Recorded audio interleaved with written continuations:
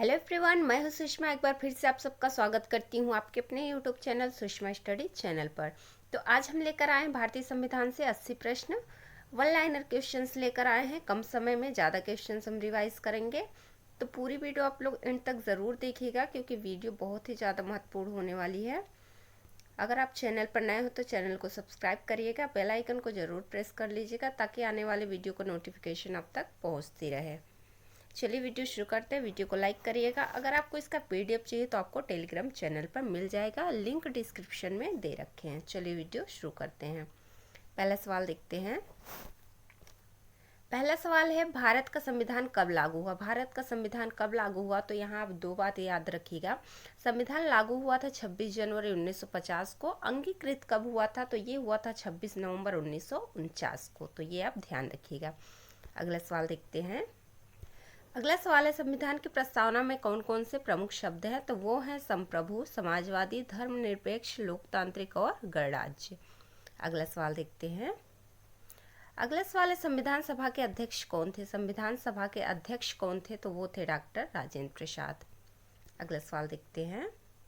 अगला सवाल है, संविधान का प्रारूप तैयार करने वाली समिति के अध्यक्ष कौन थे? प्रारूप तैयार करने वाले समिति के अध्यक्ष कौन थे? तो वो थे डॉक्टर भीमराव अंबेडकर जी। अगला सवाल देखते हैं। अगला सवाल है, भारतीय संविधान का निर्माण करने वाली सभा को क्या कहा जाता है? भारतीय संविधान का निर्माण करने वाली सभा को क्या कहते हैं? तो कहते हैं संविधान सभा। अगला सवाल देखते हैं। अगला सवाल है, संविधान सभा का गठन कब हुआ? संविधान सभा का गठन कब हुआ? तो ये हुआ 9 दिसंबर 1946 को। अगला सवाल देखते हैं। अगला सवाल है, भारतीय संविधान की प्रस्तावना को किस संविधान से प्रेरणा मिली है? तो ये मिला है अमेरिका से। अगला सवाल देखते हैं। अगला सवाल है, संविधान की प्रस्तावना को भारत का क्या कहा जाता है? संविधान की प्रस्तावना को भारत का क्या कहा जाता है? तो इसे कुंजी और आत्मा कहा जाता है। इसको अलग अलग लोगों ने अलग अलग नाम दिया है। पंडित ठाकुरदास भार्गव ने प्रस्तावना को संविधान की आत्मा कहा है। अर्नेस्ट बार्कर ने प्रस्तावना को संविधान की कुंजी बताया है। तो ये आप ध्यान रखिएगा किसने क्या बोला है। अगला सवाल देखते हैं। अगला सवाल है, भारत को संविधान की प्रस्तावना में किस रूप में वर्णित किया गया है? भारत को संविधान की प्रस्तावना में किस रूप में वर्णित किया गया है? तो ये किया गया संप्रभु, समाजवादी, धर्मनिरपेक्ष, लोकतांत्रिक और गणराज्य के रूप में। अगला सवाल देखते हैं। अगला सवाल है, भारतीय संविधान की मूल हस्तलिखित प्रति कहाँ रखी गई है? भारतीय संविधान की मूल हस्तलिखित प्रति कहाँ रखी गई है? तो ये रखी गई है भारतीय संसद के पुस्तकालय में। अगला सवाल देखते हैं। अगला सवाल है, संविधान की प्रस्तावना में समाजवादी और धर्मनिरपेक्ष शब्द कब जोड़े गए? तो ये जोड़ा गया 42वें संविधान संशोधन 1976 द्वारा। अगला सवाल देखते हैं। अगला सवाल है, भारतीय संविधान की प्रस्तावना कितनी बार संशोधित की गई है? तो ये अभी सिर्फ एक बार संशोधित की गई है 42वें संविधान संशोधन द्वारा। अगला सवाल देखते हैं। अगला सवाल है, भारतीय संविधान में कुल कितनी मूल भाषाएं सम्मिलित की गई थी? तो पहले 14 भाषाएं सम्मिलित की गई थी। वर्तमान में पूछा जाए तो 22 भाषाएं सम्मिलित की जा चुकी हैं। अगला सवाल देखते हैं। अगला सवाल है, संविधान की प्रस्तावना में कौन कौन से न्याय का उल्लेख किया गया है? तो इसमें किया गया है सामाजिक, आर्थिक और राजनीतिक न्याय का उल्लेख। अगला सवाल देखते हैं। अगला सवाल है, संविधान सभा की पहली बैठक की अध्यक्षता किसने की थी? संविधान सभा की पहली बैठक की अध्यक्षता किसने की थी? तो डॉक्टर सच्चिदानंद सिन्हा ने की थी। ये अस्थायी सदस्य थे, ये भी आप ध्यान रखिएगा। अगला सवाल है, संविधान सभा के स्थायी सदस्य अध्यक्ष कौन थे? तो वो थे डॉक्टर राजेंद्र प्रसाद। अगला सवाल देखते हैं। अगला सवाल है, भारतीय संविधान को बनने में कितना समय लगा? भारतीय संविधान को बनने में कितना समय लगा था? तो इसको लगा था 2 वर्ष 11 माह 18 दिन का समय लगा था भारतीय संविधान को बनने में।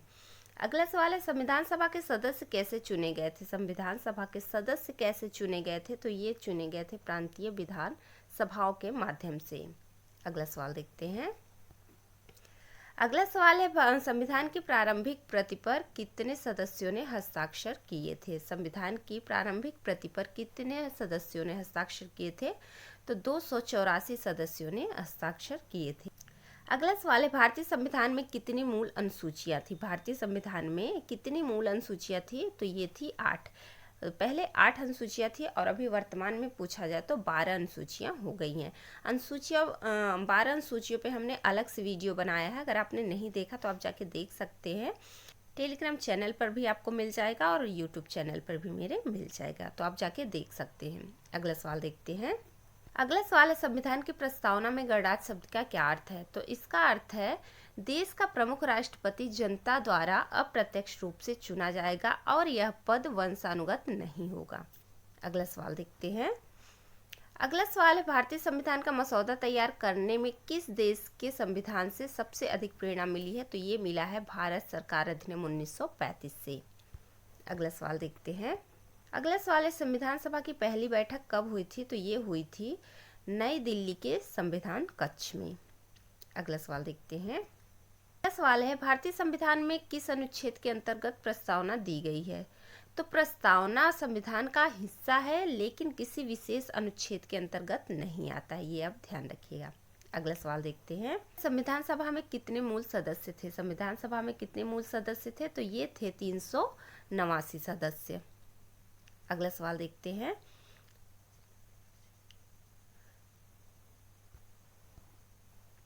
अगला सवाल है, संविधान की प्रस्तावना में स्वतंत्रता के कितने पहलुओं का उल्लेख है? संविधान की प्रस्तावना में स्वतंत्रता के कितने पहलुओं का उल्लेख है?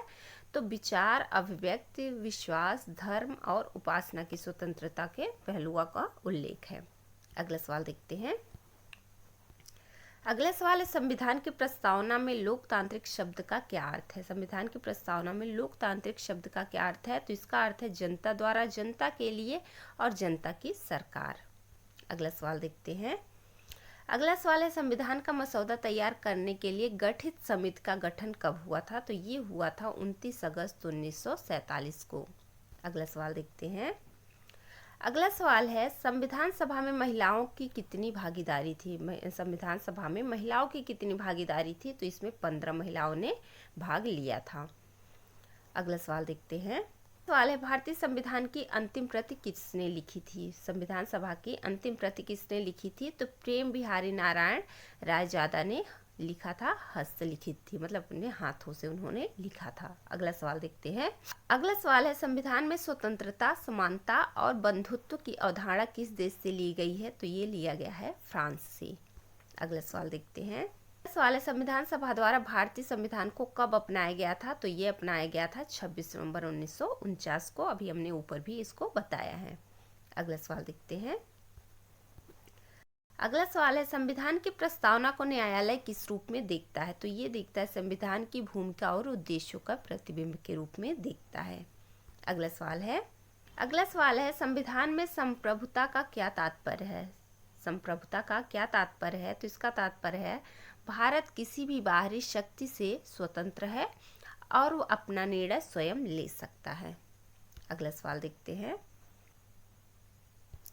अगला सवाल है, संविधान सभा के समक्ष किसने उद्देश्य प्रस्ताव पेश किया था? संविधान सभा के समक्ष किसने उद्देश्य प्रस्ताव पेश किया था? तो पंडित जवाहरलाल नेहरू ने पेश किया था। कब किया था? 13 दिसंबर 1946 को। अगला सवाल है, संविधान सभा का गठन किस योजना के तहत हुआ था? संविधान सभा का गठन किस योजना के तहत हुआ था? तो ये हुआ था कैबिनेट मिशन योजना 1946 के तहत। अगला सवाल देखते हैं।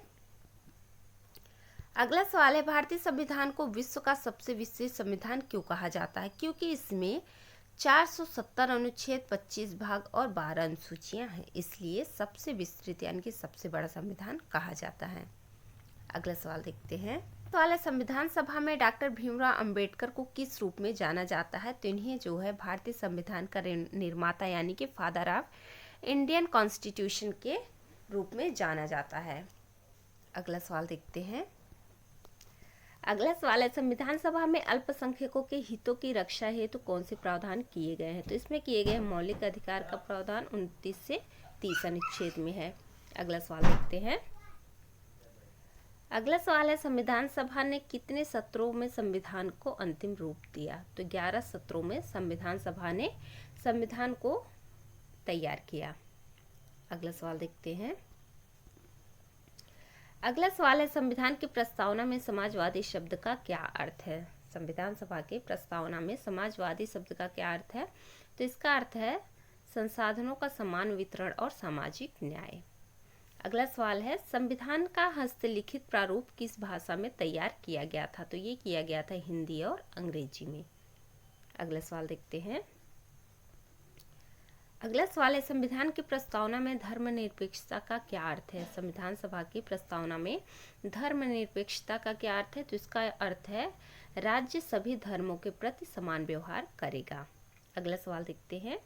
अगला सवाल है, संविधान सभा में सबसे युवा सदस्य कौन थे? संविधान सभा में सबसे युवा सदस्य कौन थे? तो वो थे रफी अहमद किदवई।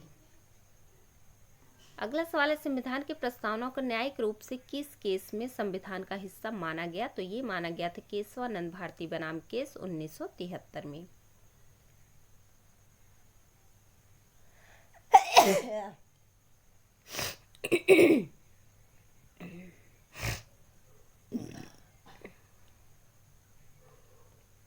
अगला सवाल देखते हैं। अगला सवाल है, भारतीय संविधान में संघीय व्यवस्था का विचार कहाँ से लिया गया? तो ये लिया गया है कनाडा से। अगला सवाल देखते हैं। सवाल है, मौलिक अधिकारों की संकल्पना किस देश से ली गई? मौलिक अधिकारों की संकल्पना किस देश से ली गई? तो ये अमेरिका से लिया गया है। अगला सवाल है, भारतीय संविधान में कितने मौलिक अधिकार हैं? तो 6 मौलिक अधिकार दिए गए हैं। अगला सवाल देखते हैं। अगला सवाल है, अनुच्छेद 21 क्या प्रदान करता है? अनुच्छेद 21 क्या प्रदान करता है? तो ये जीवन और व्यक्तिगत स्वतंत्रता का अधिकार प्रदान करता है अनुच्छेद 21। अगला सवाल है, मौलिक कर्तव्यों को संविधान में कब जोड़ा गया? मौलिक कर्तव्यों को संविधान में कब जोड़ा गया? तो ये जोड़ा गया 42वें संविधान संशोधन द्वारा 1976 में। अगला सवाल देखते हैं।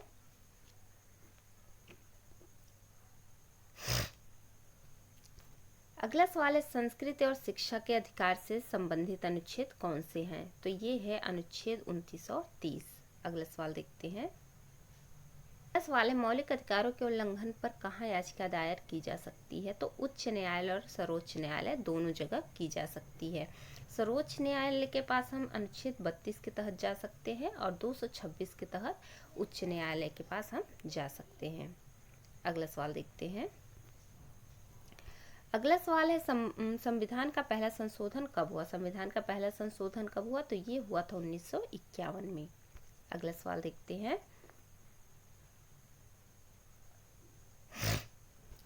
अगला सवाल है, भारतीय संसद कितने सदनों से मिलकर बनी है? भारतीय संसद कितने सदनों से मिलकर बनी है? तो 2 सदनों से मिलकर बनी है। कौन कौन? लोकसभा और राज्यसभा। अगला सवाल है, राज्यसभा का सभापति कौन होता है? राज्यसभा का सभापति उपराष्ट्रपति होता है। अगला सवाल देखते हैं। अगला सवाल है, भारत में बजट किसके द्वारा पेश किया जाता है? भारत में बजट किसके द्वारा पेश किया जाता है? तो वित्त मंत्री के द्वारा किया जाता है। अगला सवाल है, संविधान संशोधन की प्रक्रिया किस अनुच्छेद में दी गई है? तो ये दिया गया अनुच्छेद 368 के तहत। अगला सवाल देखते हैं। अगला सवाल है, भारत में राष्ट्रपति की कार्यावधि कितनी होती है? भारत में राष्ट्रपति की कार्यावधि कितनी होती है? तो 5 साल तक होती है। अगला सवाल है, प्रधानमंत्री की नियुक्ति कौन करता है? प्रधानमंत्री की नियुक्ति कौन करता है? तो राष्ट्रपति करते हैं। अगला सवाल है। अगला सवाल देखते हैं। अगला सवाल है, भारत के मुख्य न्यायाधीश की नियुक्ति कौन करता है? भारत के मुख्य न्यायाधीश की नियुक्ति कौन करता है? तो राष्ट्रपति करते हैं। अगला सवाल है, अनुच्छेद 356 किससे संबंधित है? अनुच्छेद 356 किससे संबंधित है? राष्ट्रपति शासन से संबंधित है। अगला सवाल देखते हैं। अगला सवाल है, भारत का सर्वोच्च न्यायालय कहाँ स्थित है? भारत का सर्वोच्च न्यायालय कहाँ स्थित है? नई दिल्ली में स्थित है। अगला सवाल देखते हैं। अगला सवाल है, भारत के निर्वाचन आयोग का गठन किस अनुच्छेद के तहत होता है? भारत के निर्वाचन आयोग का गठन किस अनुच्छेद के तहत होता है? तो अनुच्छेद 324 के तहत होता है। अगला सवाल है, पंचायती राज व्यवस्था किस संशोधन द्वारा लागू की गई? पंचायती राज व्यवस्था किस संशोधन द्वारा लागू की गई? 73वें संशोधन द्वारा 1992 में की गई। अगला सवाल देखते हैं। अगला सवाल है, लोकसभा में अनुसूचित जाति और जनजाति के लिए आरक्षण की अवधि कितनी है? तो ये करंट का सवाल है, तो 2030 तक बढ़ाई गई है। अगला सवाल देखते हैं। अगला सवाल है, राष्ट्रपति चुनाव में कौन मतदान करता है? तो करते हैं संसद और राज्य विधानसभाओं के निर्वाचित सदस्य। अगला सवाल है पहली बार आम चुनाव कब हुए। पहली बार आम चुनाव कब हुए, तो ये 1951 से 52 में हुए थे। अगला सवाल देखते हैं। अगला सवाल है अनुच्छेद 14 क्या कहता है। अनुच्छेद 14 क्या कहता है, तो अनुच्छेद 14 में कानून के समक्ष समानता का अधिकार दिया गया है।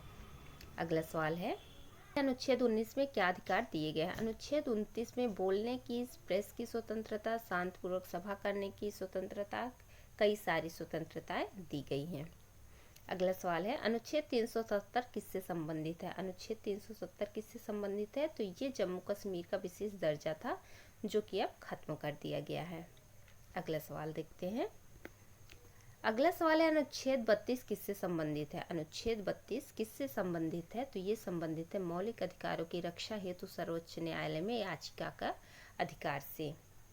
और अनुच्छेद 32 को संविधान की आत्मा भी कहा जाता है, ये आप ध्यान रखिएगा। अगला सवाल है अनुच्छेद 51A किससे संबंधित है। अनुच्छेद 51A किससे संबंधित है, तो मौलिक कर्तव्यों से संबंधित है। अगला सवाल देखते हैं। अगला सवाल है भारत के प्रथम राष्ट्रपति कौन थे। भारत के प्रथम राष्ट्रपति कौन थे, तो डॉक्टर राजेंद्र प्रसाद थे। अगला सवाल है भारत के प्रथम प्रधानमंत्री कौन थे, तो पंडित जवाहरलाल नेहरू थे। अगला सवाल देखते हैं। अगला सवाल है संघ लोक सेवा आयोग यानी कि यूपीएससी किस अनुच्छेद के तहत गठित है, तो ये 315 के तहत गठित है। अगला सवाल है नियंत्रण और महालेखा परीक्षक सीएजी की नियुक्ति कौन करता है, राष्ट्रपति करते हैं। अगला सवाल है पंचायती राज व्यवस्था से संबंधित विषय किस अनुसूची में है, तो 11वीं अनुसूची में दिया गया है। अगला सवाल है संविधान में संशोधन करके 9वीं अनुसूची को किस वर्ष जोड़ा गया था। 1951 में जोड़ा गया था 9वीं अनुसूची को। अगला सवाल देखते हैं। अगला सवाल है संविधान की 7वीं अनुसूची में कितनी सूचियां दी गई है। संविधान की 7वीं अनुसूची में कितनी सूची दी गई है, 3 सूचियां दी गई हैं। कौन कौन से, संघ सूची, राज्य सूची और समवर्ती सूची। अगला सवाल है अस्पृश्यता को समाप्त करने वाला अनुच्छेद कौन सा है, तो अनुच्छेद 17 में दिया गया है अस्पृश्यता का अंत यानी कि छुआछूत का अंत। तो ये हमारे भारतीय संविधान से 80 प्रश्न कंप्लीट हो गए। आई होप आपको वीडियो पसंद आई होगी। वीडियो पसंद आई वीडियो को लाइक शेयर कमेंट ज़रूर करिएगा। चैनल को सब्सक्राइब करके बेल आइकन जरूर प्रेस कर लीजिएगा। अगर आपको इसका पीडीएफ चाहिए तो आपको टेलीग्राम चैनल पर मिल जाएगा, लिंक डिस्क्रिप्शन में दे रखे हैं। मिलते हैं नेक्स्ट वीडियो में, तब तक के लिए टाटा बाय बाय, टेक केयर।